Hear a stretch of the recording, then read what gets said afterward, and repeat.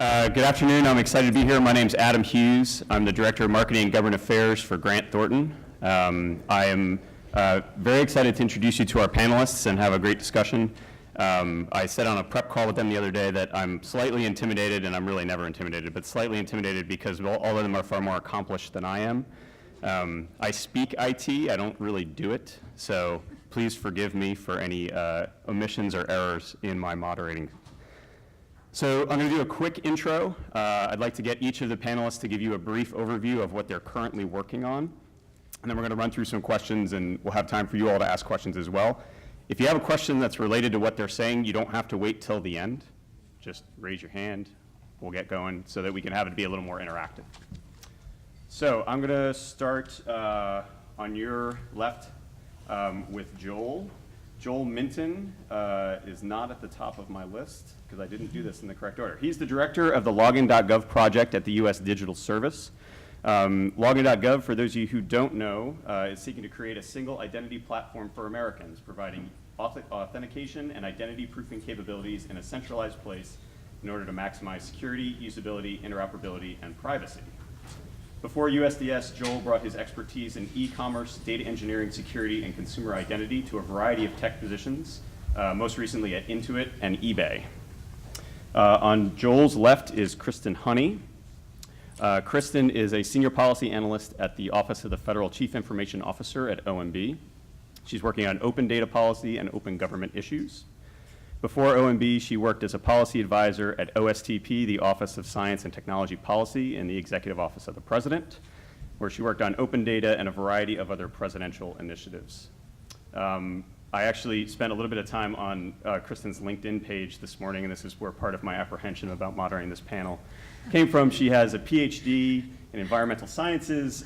She won about 6 fellowships and worked on a variety of positions at groups like NOAA, the Environmental Defense Fund, the U.S. Geological Service, right? Is that correct? Okay. And also private sector firms.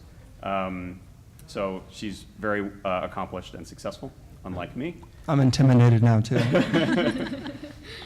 On Kristen's left is Clara Tsao. I think I said that correctly. She is a White House Presidential Innovation Fellow and the Chief Technology Officer at the Interagency Countering Violent Extremism Task Force. Her latest work focuses on approaches to countering radicalization online and the importance of open data to allow for effective collaboration between the private and public sector. Before she was a PIF, she worked for 7 years in the technology industry, working for obscure companies like Apple, Sony PlayStation, AT&T, Google, and Microsoft. That was a joke, by the way. Those are not obscure companies. Is everyone awake? Is everyone awake? Is this on? Okay. She was also the director of the Congressional Internet Caucus Advisory Committee and the former executive director and co-founder of the world's largest app challenge. I did not fact check that, but that's what it says. The Congressional App Challenge. She is passionate about civic innovation, STEM, education, and counterterrorism. And last, but certainly not least, Kris Rowley, former colleague of mine when I was at GSA. Kris is the Chief Data Officer at GSA. He is responsible for GSA's strategic vision for data, as well as operational management, oversight, standards, and support of all enterprise data warehouse activities. Most recently, he's been focusing on transitioning transactional data assets and environments from across GSA onto one platform. That'll hopefully increase the ease of sharing data, performing analysis, and improving management and decision-making for offices within GSA as they serve agencies around the government. Before GSA, he worked at OMB. He worked on improving the federal permitting dashboard, creating that project, and he also served in a variety of positions at the Treasury Department before he went to OMB. So, can each of you give a brief overview of what you're working on right now, maybe what you're most excited about in your job? Let's start with Joel. Hey, everybody. Pleasure to be here. Thank you for having me. I'm going to give a short intro because I would love to spend more time hearing what's on your mind, so I'm going to do that as quickly as I can. I lead Login.gov. As Adam mentioned, it's a platform to basically provide single sign-on across federal agencies. Its main focus is privacy, security, usability, making sure we do all of those really well. making sure that we do those really well while enhancing the functionality for users, increasing the ability for users to prove who they are so they can get access to the government services that they would like. What I'm most excited about is basically just the kick-ass team that we work with on a day-to-day basis. That's our team itself, as well as all the teams out in the agencies. I see so much talent out in the government today and the ability to actually integrate the platform and be able to get things out to help Americans. So that's a lot of exciting work that's happening on a day-to-day basis. Go ahead, Kristen. Great. And I'm Kristen Honey, and leading the open data portfolio out of OMB, which is an interagency group. And if you've been to data.gov, that's part of it. Also the Open Government Initiative, and we're in full sprint right now to co-create with civil society the 4th U.S. government National Action Plan of ambitious and achievable commitments that the United States will do between now and June 2019 for open, transparent, and accountable government. A lot of that, like the Data Act work, came out of past Open Government National Action Plans. And some data standards work as well. And what I'm most excited about are the opportunities that all these portfolios give to hear from you guys and how open data, open government are really democratizing information. And we're getting input from different sectors that wasn't possible before all this technology. And innovation and the best ideas often come from unexpected places. So I really look forward to the input from all of you. You can do that for open data at data.gov/contact. Or for open government at open.usa.gov. Hi, I'm Clara. As Adam mentioned earlier, I serve as the Chief Technology Officer of the Countering Violent Extremism Task Force, currently on detail as a White House Presidential Innovation Fellow. Terrorist organizations share close to around 90,000 messages a day on social media platforms. My main job is to understand what is happening in the online space and how we can tackle it as a whole of approach with federal government. So my day-to-day is a lot of data sharing between siloed government agencies. For those that have customers who do not share data, you're quite familiar with this story. So our agency partners include the National Counterterrorism Center, the Department of Justice, FBI, and Homeland Security. And I am very excited about some of the progress that's been made, and also how excited a lot of these federal partners are about some of the data that is open and available that everyday individuals are working with to deal with this online threat. Hey, Chris Rowley. At GSA, I'm primarily focused on taking a look at our legacy data warehouse environments, things that have been set up over the last several years, in some cases decade plus. The scripts that have been written within those environments and the applications feeding them, and developing a strategy to migrate a handful of them into a cloud-based platform. And in addition to that, over the last several years, there's been a lot of self-teaching, which is fantastic, around different data science or different type of coding technologies, but most of that has been done independently and in silos, whether on a SQL server someone has procured or self-taught themselves how to write Python, and to develop a virtual data science platform that individuals can log into and not only have access to the data sets, whether it's management or business data sets, but also have access to open source technologies that they can use to transform those data sets into analysis. So that's it in a nutshell. So one of the things that we're going to focus on in our conversation is the previous panel talked about standards and the importance of standards in opening up and unlocking the ability to use data to drive program management. So, and what we're going to talk a little bit with these four about is how they are taking advantage of those data sets and information that's becoming more standardized and more open to help drive performance improvement on their programs.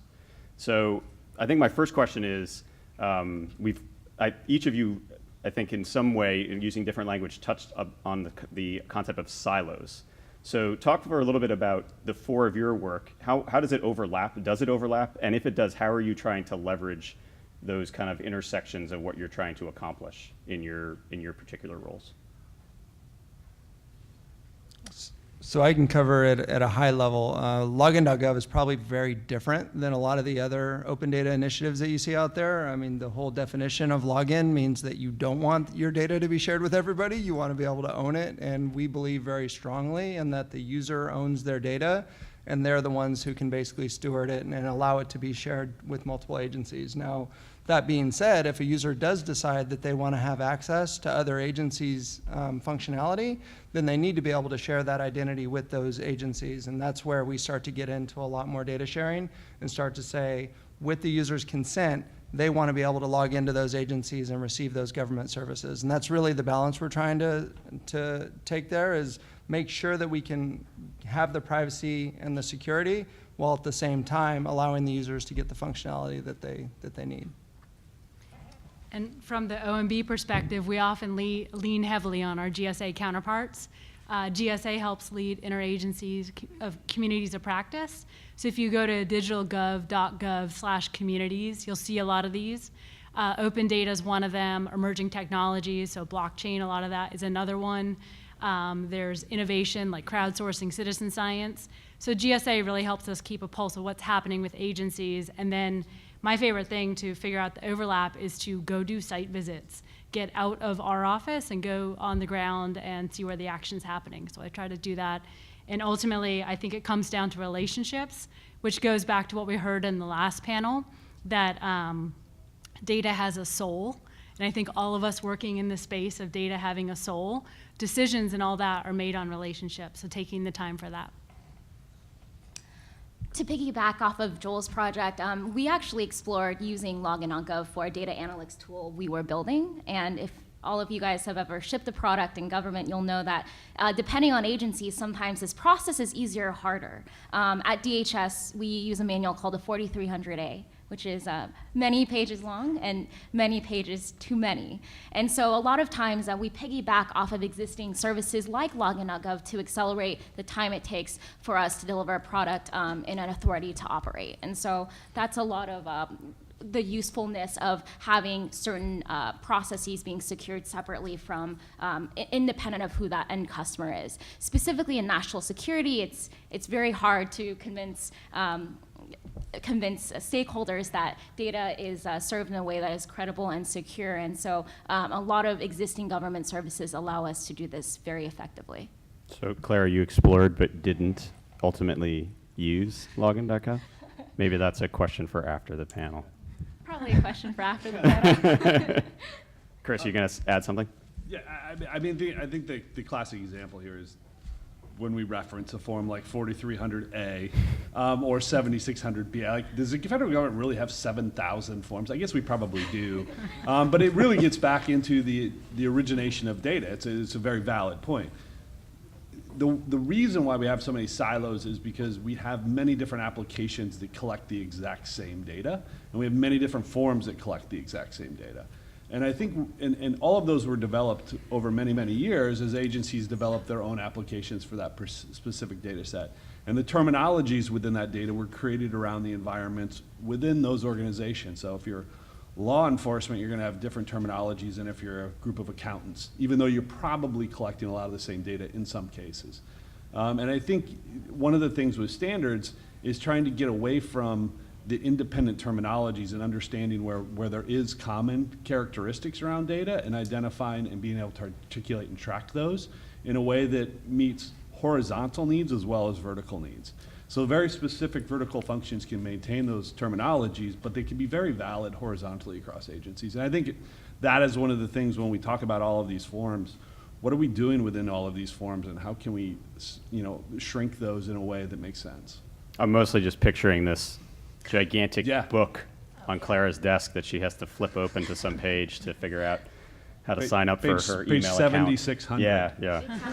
So one of the things Kris said, so you see that in some of the recent data policy and legislation, right? The Data Act was, at its core, a way to try to standardize the way that agencies talk about what they spend money on. Same with TBM at a framework level. Same even in aspects of FTARA when that was passed. Because a lot of times you have agencies who have common goals and even could get to the outcome that they're looking for, but they can never get past the initial meeting where they feel like they're talking past each other. So let's talk a little bit about how you collaborate and work with, because all four of you are at a government-wide perch, and I talk about this a lot when I talk about government. Most people that work in government do not work government-wide. I've had the privilege in my career to really take a cross-government full look in every position that I've been in, but most folks, particularly in the federal government, don't have that benefit. So talk a little bit about kind of the techniques and practices that you use to try to bring folks together to understand what your goals are and to kind of get past that language barrier or the way you're talking about how you're trying to achieve and what you're trying to achieve in your programs. Clara, you want to start? You seem like you want to jump in. Sure, I didn't actually. I was just looking at you.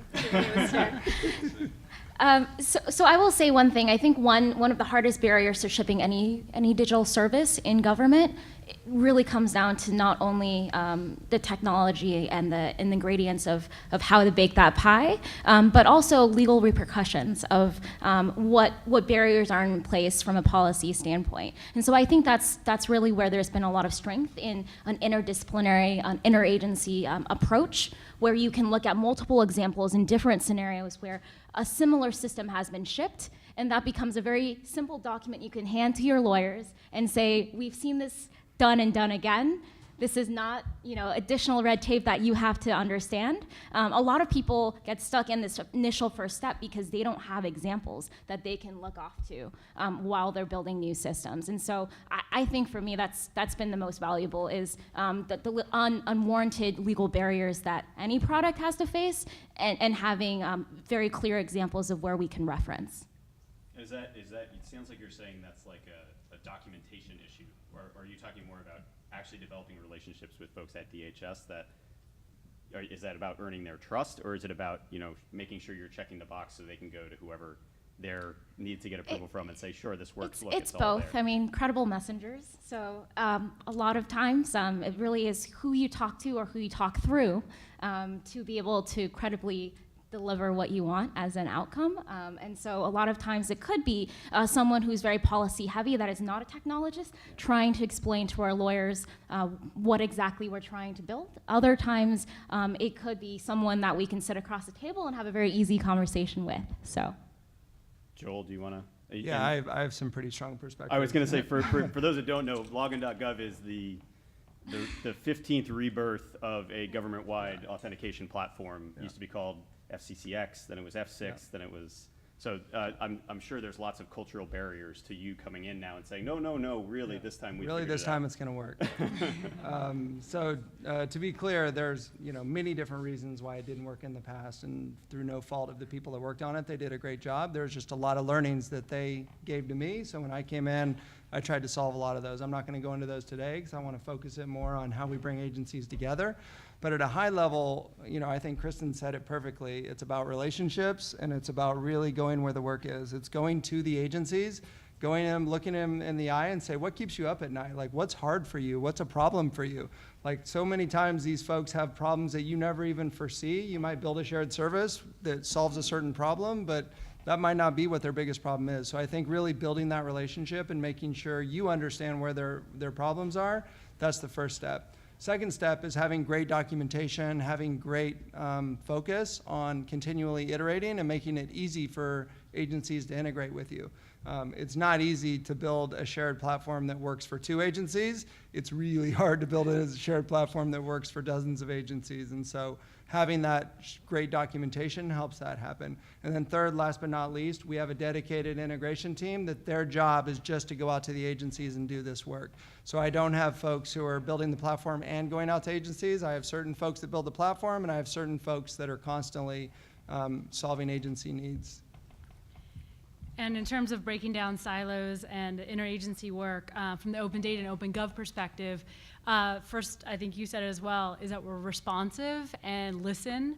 And so it will evolve over time and adapting. So when the open data policy first came out in 2013, started biweekly implementation calls. And recently, as the data science community has matured more and they have there's an interagency data cabinet, it occurred to us that open data and data science were overlapping more and more. So we basically, this past year, started working in closer collaboration with interagency community of practice called the Data Cabinet, does data science work, overlaps a lot with open data, but not exclusively open data out there for the public, also data sharing across agencies. And we're experimenting. And so it's not a static, this is what we do, but the way we're doing it now is a shared meeting to share lessons learned, best practices across open data and the statistical and science communities, data science communities. And then we have our implementation meetings somewhat separate, so there's an experiment there.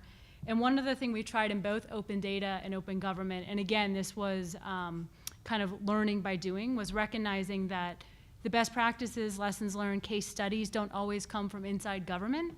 Often the best ideas and examples are from outside. So we started by bringing in speakers to speak to our bi-weekly or monthly meetings. And now once a quarter, we open up our meetings to the public, and we allow them to come in and get a glimpse into how U.S. federal government runs open data, runs open government. So the meetings are pretty much the same. Obviously, we don't talk about sensitive or pre-decisional information, but it's a great way to have an exchange of ideas and add that transparency into portfolios like open data, open gov. And then the last tool we really use are the listservs. These interagency listservs managed by GSA. We keep a pulse on those, and one common denominator across all the leads of these interagency communities of practice is that they're responding to the needs. So for example, in the emerging technology, it was not the leader of that, Justin Herman out of GSA, one day saying, let's do blockchain across government, let's do that. It was because there were so many requests coming in through the listserv about blockchain. What is it? What could it be used for? So that was responding in the emerging technology space to a specific ask. And that's how a lot of these listservs are run. So it's adaptive, being malleable, listening, and evolving with the times, I think.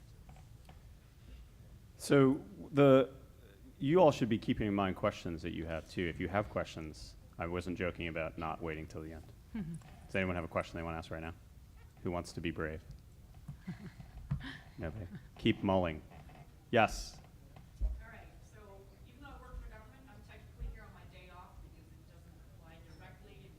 So anyway, I'm not going to identify myself other than saying I'm the Department of Justice somewhere, but I'm here as a civilian who sees some problems when I go to my day job on the, secret or classified networks. It's a problem when it comes to data sharing.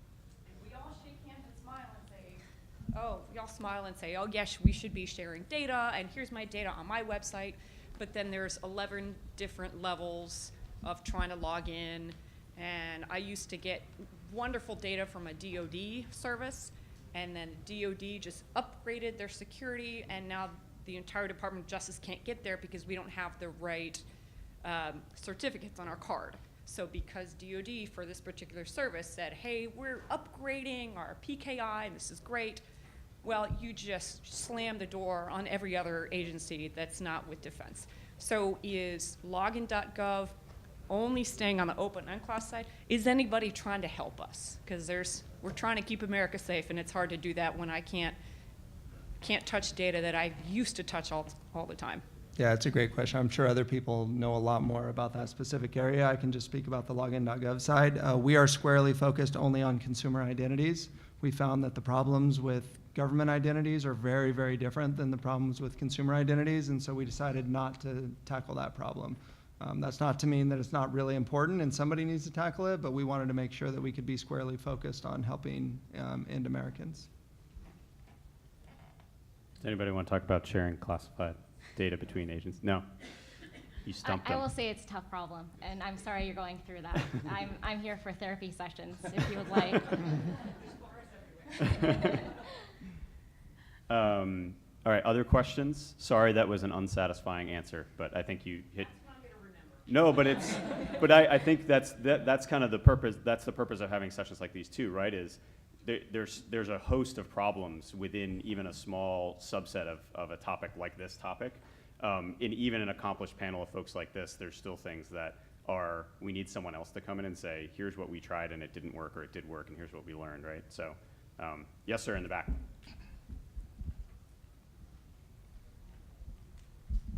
Hi, my name's Mike Bradshaw with Morgan Franklin Consulting. I do a lot of work with DoD clients, specifically in the financial space, and one of the issues we run into quite a bit is even with their shared service providers, getting access to data from those shared service providers, because everyone wants to kind of protect their piece of the pie. They're worried if they open it up to others so they can do, what we're talking about today, running their own analytics, really getting usable information from their data. They're worried that they'll be obsolete. How are you guys addressing that, or working with those shared service providers or system owners of that data to really encourage them, hey, no, this isn't making you obsolete, it's really to help you as well as the agencies that you support? Are you talking both government shared service providers and private sector shared service providers? Yes. Yeah. Yeah, I think that's a very good question, and this goes for anything, really. Any time that somebody has created an application for you that generates data, and within that environment, you're allowing them to store the data. One of the things that I very much have been pushing is less organizationally based access to data, and instead more of a role-based access to data.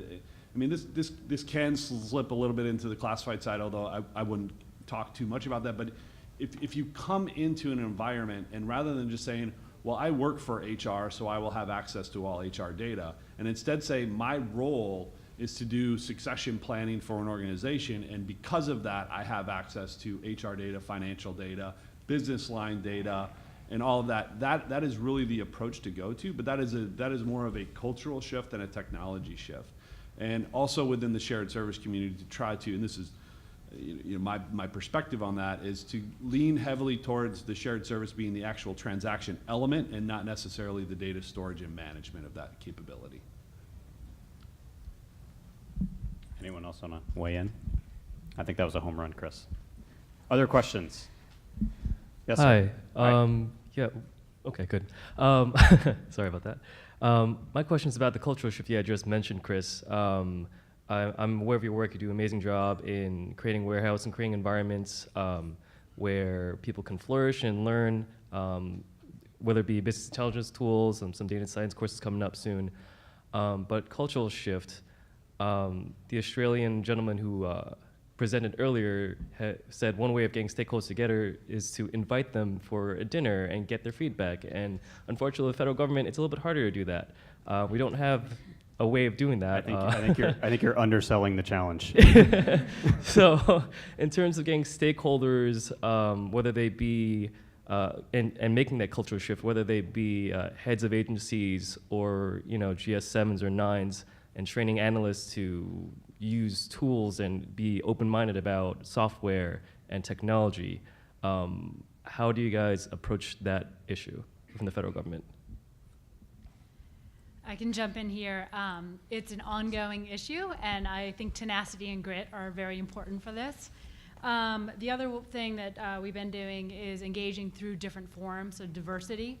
There's a bunch of open data roundtables, some were mentioned this morning, where you're getting the users and the providers of data together in the same room to have a conversation. How do you scale something like that? And that's hard in the government. But one model that we've been using in the tech space with some success are all the hackathons, data jams, and if you think of it as a pipeline of events that can later culminate into whether it's the health data palooza that will happen in April, or in the past there were energy data palooza, education data palooza, or more mainstream kind of technical or academic conferences. That pipeline of events, those are touch points where people can come and no matter what your title is or how high or low you are in the bureaucracy, have a common conversation and all opinions are equally valid. And that innovation coming from unexpected places, it's really hard to have that conversation with people who have never experienced these type of events. So one of the models we've been using is to just bring people to a hackathon data jam and show them. And when you see people rolling up their sleeves, dedicating their nights and weekends, for a problem they care about, and that passion, it counts for something. And so You can't scale that across all of government, but often I see that there's support at the top and there's support of the people, and sometimes things can get jammed in the middle at a program level or whatever.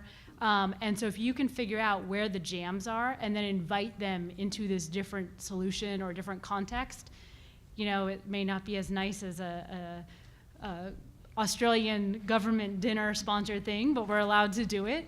And a lot of interesting ideas come out of it. Like last weekend at National Day of Civic Hacking, the topics that emerged were ones that private industry, public-private partnerships were pushing on and using data. And for the Lyme innovation group, Lyme disease, it was some 8th graders who knocked it out of the park in the final pitches. Like, who would have imagined? And then that was so successful. The suicide prevention group ended up saying, we want to apply that same technology to some of our groups. So that made a big impression on people who were leadership from agencies and had never been to those kind of things. But it takes time. Yeah, and I'll echo Kristen's point on tenacity and grit. So last year, I co-founded an initiative called the Digital Acquisition Accelerator, where we're teaching teams across federal government how to do agile contracting, use lean startup and human-centered design in a lot of their product design. And a lot of it was getting different stakeholders that were fighting through tenacity and grit at an agency level together in one room for 2 weeks, where we went through 2 weeks of training along with them. And so that is a huge pressure point for culture change, where you might not be able to convince everyone you work with, but you might be able to convince a few folks that are really superstars, and not allowing them to give up on the fight. So Yeah, I think all of those grassroots types of initiatives, the more of those that agencies can do and participate with, it gains momentum. And then on the other spectrum, I've been the chief data officer for about 18 months. And one of my first meetings with the administrator was, what do you need? What do you need from me? And this was the last administrator. Like, what do you need from me in order to be successful? And my response was, about 4 hours a year. About 4 hours of your time a year, one meeting about every 3 months, where I talk to you about different data initiatives within the agency. And then I can cascade that down, because I know if I'm meeting with you, the people beneath you are going to want to meet with me probably about 6 to 8 times a year, and the people beneath them are going to want to meet with me probably 12 to 16 times a year. And that's the way you kind of formulate a governance model that sort of builds momentum, where you can start to talk through things with an agency. But it's really hard to get in the door at those senior levels to say, you really need to care about this, and here's why. Yeah, I fully agree with Kris. I think that's a great point. And just taking it one level deeper, like, coming from private industry, like, we manage everything with data, right? Everything with metrics. So you don't judge the success of a project based on, did you get the project done? You judge the success of the project of how much did you increase user conversion? How many more people were able to get benefits that they couldn't before, right? So from my perspective, to Kris's point, having the GSA administrator say, I want you to manage your projects with metrics, and I want you to come back to me with those metrics so I can see them and I can track them over time. That's what we have to show that we can do. Now, you're not going to be able to do that government-wide right off the bat, right? You're going to have to show that that works in one small agency and one small set of projects within an agency. Once you can show that you can manage those projects with metrics and you can show successful outcomes by making decisions that are driven by metrics, that allows us to push decision-making down, because everybody at the lowest levels know what the metrics are, and they know how we're going to be judged and how we're going to create the right experience for users. So really, like, I'm kind of crazy when it comes to metrics. We use them to manage Login.gov, and that's the advice that I would give to agencies that are thinking about that. Other questions? I can jump back in too. So what's the one political, cultural, statutory barrier that you wish you could remove to help enable your work to go forward faster? the Paperwork Reduction Act. Seconded. No, do we have Paperwork Reduction Act fans here? Raise your hand if you know what the Paperwork Reduction Act is. Okay, good. All right, just want to make sure everyone's awake. So for me, I think the biggest problem is that we haven't done a lot of great shared services in the past. There's a couple that are out there that have been successful, but there's not a lot of examples of that. So getting people to trust and getting people to understand that, yes, if you adopt me, I will deliver. I will be able to show you better outcomes than what you could do on your own. That's really the biggest challenge. And I don't blame people for not trusting because things have failed many times in the past, but we just need to show some success to get that snowball rolling downhill. Question in the back. Hi, my name is Michael from an organization called Powered by Data, a nonprofit organization called Powered by Data, and I'm from Canada, from Montreal. I'm curious, you know, I've been an advocate around open data for a decade or so. I'm curious about, and just in our work, we see bureaucrats that know what needs to be done and have very clear goals, and are not empowered to kind of move those agendas forward inside government.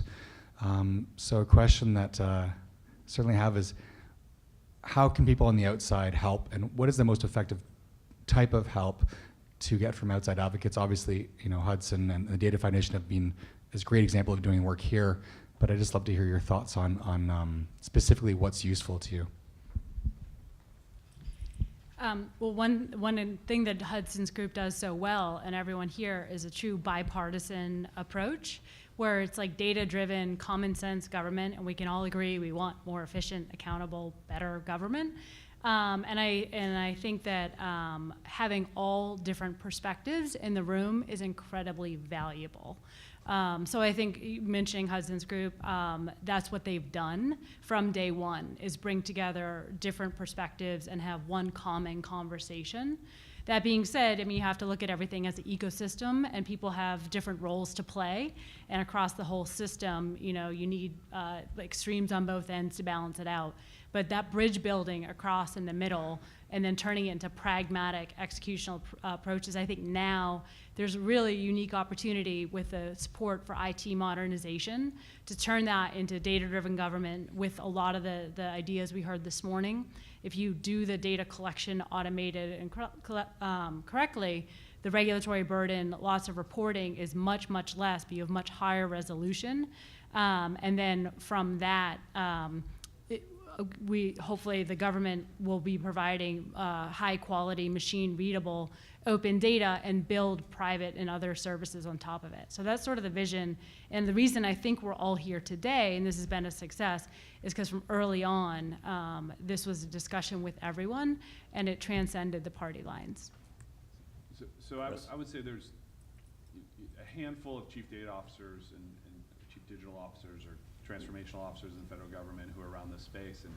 And when I talk to other people about, you know, the amount of time I have in my day to support any number of related data issues, you know, open data is always something on my mind. And I think the thing that I would ask people who are consuming open data is the more that you can articulate and provide feedback to agencies on how you're using it, it provides momentum. Because if there's not those stories out there, then I'm just opening data to open it, and then people are like, well, stop doing that. I don't know what anybody's doing with that. Go focus on this problem over here. So I think it's to continue the, you know, events like these in which you can articulate success stories and how you're using it, and that really, really is the main driver, at least from my perspective, from agencies actively pursuing it. And let me just build on that a little bit more, because it reminded me that the White House works best when we have concrete asks. When it's, we need this data set, or we want this specific thing, very clear, and knowing where to go. That's not always possible, but I would say the interagency open data community also is similar. And with data.gov, if you have specific data sets that you want, go to data.gov/contact and request it, because we're always trying to figure out what is the highest value. And so if there are ways we can collaborate and figure that out from industry side, from non-government, what's the highest value assets to unlock, definitely of interest. And then the last plug I'll make with data.gov is data.gov/impact, where we curate case studies, and that does not have to be government case studies. It can be any of them. So if you have good stories to tell that use US government data, it could be local, state, federal, tribal data, please let us help amplify your message. But we work best when it's concrete things like, here are some case studies you can put on data.gov/impact. Or it'd be really great if the White House could do XYZ, like go to this conference or whatever it's going to be. Yeah, I was going to add essentially what they said. I used to be outside government, then I went into government, now I'm out again. I think engagement and developing prototypes and success stories. I think when I was involved in it, God, 10 years ago, I know I look really young, don't I? I worked at a place called OMB Watch, and I literally never thought of just picking up the phone and calling OMB and talking to them. And we built a prototype for the USAspending.gov website. So once that door was opened, it led to all this additional exchange and conversations that I think was really fruitful for both sides. So I think take some of those recommendations of grit and to stick with it, because sometimes it can be difficult to engage and contact government. But try to engage, because I think that's having all those voices, like Kristen said, at the table is really what helps you get to a better place.